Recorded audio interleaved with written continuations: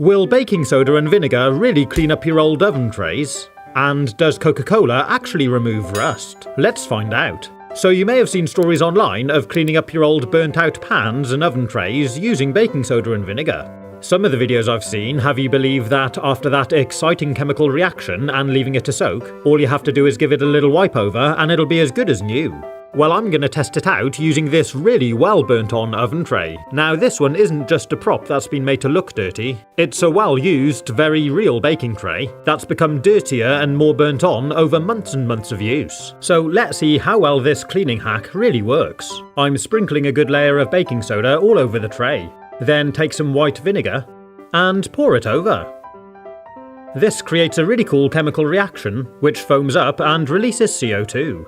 Now this fizzing and release of carbon dioxide may help to agitate and dislodge a blockage in a drain, depending what it's blocked with, and it can also help with odours. But let's see how well it works on this oven tray. I left it to soak, and after a couple of hours, I'm giving it a little scrub down. Well, it's certainly not a case of just being able to wipe off any burnt stuff. Even with this scouring sponge, I'm having to give it a good scrub to start seeing any cleaning. Some of the lighter stuff is coming off a little, but it's made virtually zero difference to any of the heavier burnt on stuff. To be honest, I don't think it's been any different to using hot soapy water. So sad as it is, the baking soda and vinegar method didn't work for me. But please do let me know in the comments what's your experience. Have you tried it out? Did it work? And what's your best cleaning tip? Now I have got a really cool tip for cleaning up tarnished copper. I'll show you on this old pan. To do it, I'm going to be using some white vinegar and some ordinary table salt.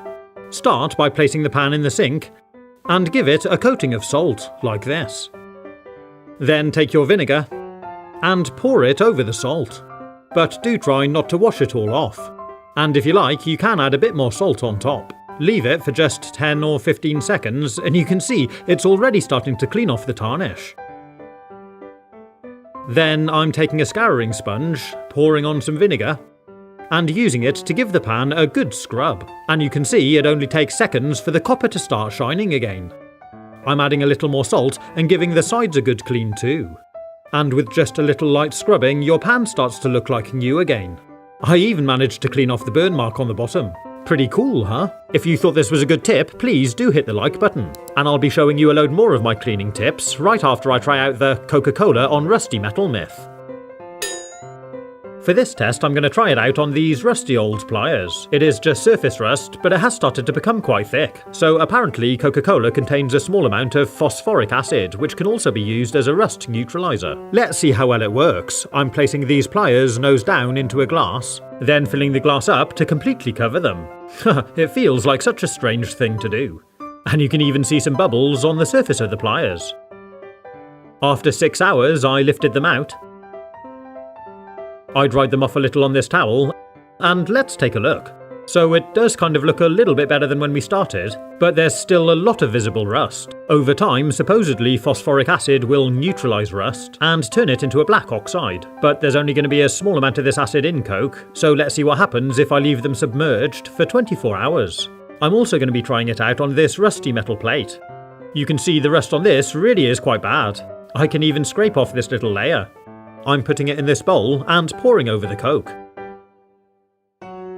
So with the pliers, this time when I took it out and dried it off, it definitely looks cleaner than it did to start with. If we take a look back at what it was like, you can appreciate the difference. But I don't know how much of it was from just getting it wet and rubbing it off with a towel, and how much the Coke actually helped. And when I took this piece out, again drying it off with a towel, you can see it did remove a lot onto the fabric. But it definitely looks a lot tidier than it did to start with, and it has started to become a bit black. But I do think a commercially available rust cleaner would be a lot better, and I don't think I'll be using Coke again. As a little bonus tip though, I'm going to show you how to tidy up these pliers even more. I'm going to use some of these long thin balloons to make some new rubber grips. Just cut the bottom off to length, and slide it up over the handle. Do the same on the other one. And after you've done both, it looks pretty good. And finally, I'm giving the drawers a squirt with some WD-40 and rubbing it in a little. And there we go, from old rusty pliers to something that looks a lot smarter and can actually function again. Haha, thanks Coke. Next I'm going to show you some of my other favourite cleaning tips. WD-40 is not only good for lubricating, but if you've got a grimy, oily, dirty patch on a surface, you can give it a quick squirt with some WD-40 and rub it off with some kitchen paper. The WD-40 helps to break down the oil, making it relatively easy to wipe off. Then just give it a wipe down with some warm soapy water after. And it's also really good for cleaning off grime from your tools. I'm squirting some onto the handles of these pliers and giving them a good wipe down. And look at that, they're as good as new. If you suffer from hard water and you've got lime scale and water stains all over your kettle, you can pour in half a glass of vinegar and pretty much watch as it dissolves the lime scale. To clean the spout, I'm taking some kitchen roll, pouring on some vinegar, and pushing it into the spout to soak for a while. Then I'm using it to wipe off the water stains on the outside of the kettle. Give it all a really good rinse out and a wipe down. And you can see it's almost like a new kettle again. It's made a huge difference and it really was easy. You can also use vinegar to make your own cleaning spray. I bought this 5-litre tub of white vinegar which will last me for ages, and I'm going to reuse this empty spray bottle. To make the spray, I measured out 1 glass of vinegar and poured it into the bottle. Then add the same amount of water, and to give it some fragrance, I'm taking a lemon, cutting off a slice, and removing the peel. I cut it into a few pieces and added it to the bottle too, for a nice, fresh, lemony fragrance. Finally, I'm adding a few drops of washing up liquid. And that's our homemade cleaning spray. It's really good for cleaning down work surfaces and things like a stainless steel sink. I'm just giving it a quick spray over, letting it soak for a minute, then giving it a scrub. And it's made a really big difference. And because it's good with water stains and lime scale, vinegar is really good at cleaning bathrooms too. You can see there's lime scale building up all over the shower screen here, and the shower head and the rail are a little bit grubby too. So I'm giving it all a quick squirt with our spray. And to clean the shower head, I'm removing it from the hose, placing it inside a sandwich bag, and I'm soaking it in a load of fresh vinegar. After a short while, give it all a light scrub down.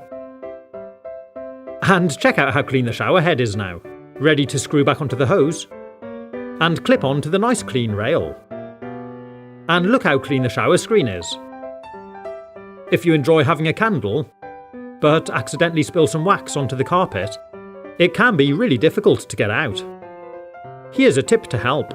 Take a piece of kitchen paper, fold it in half, and place it over the wax. Next we're going to use an iron to heat up the wax through the paper.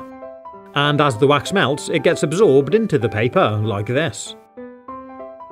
I'm turning it over and using the other end to do the same again. Just keep moving the iron, have it on a low heat, and make sure you don't melt the carpet. Repeat the process as many times as you need to until all the wax is gone. And your carpet should be as good as new.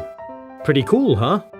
And if you move some furniture and leave an imprint in your carpet, you can use a fork to revive it and make the imprint nice and flush again. If you've decided to give your oven a good clean, check your front door to see if it has a removable glass panel which you can slide out for cleaning. I cleaned the racks in the inside of the oven with some oven cleaner and elbow grease. And when you're putting it back together, I'd recommend keeping a clean oven tray at the bottom to catch any spills. Whitening toothpaste is a mild abrasive and it can be used for various cleaning jobs. I'm using it to give this draining board a good scrub down. Then give it a good wipe over with a clean cloth and it's removed all the water stains and given it a little polish.